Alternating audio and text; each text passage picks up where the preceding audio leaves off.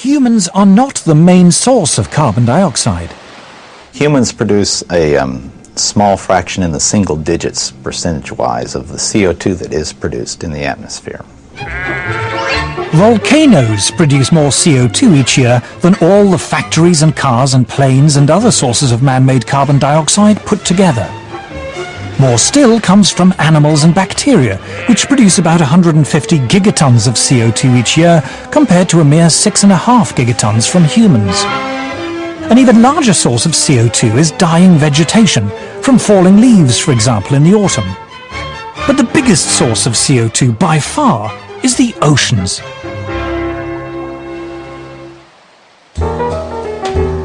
Carl Wunsch is Professor of Oceanography at MIT. He was also visiting Professor in Oceanography at Harvard University and University College London, and a Senior Visiting Fellow in Mathematics and Physics at the University of Cambridge.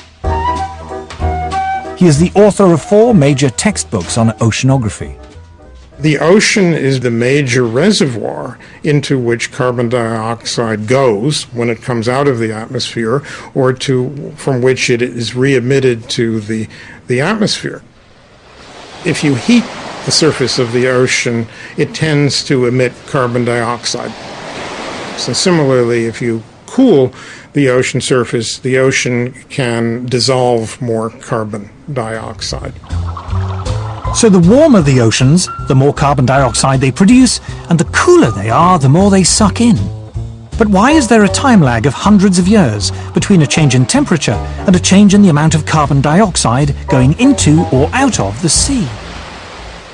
The reason is that oceans are so big and so deep, they take literally hundreds of years to warm up and cool down.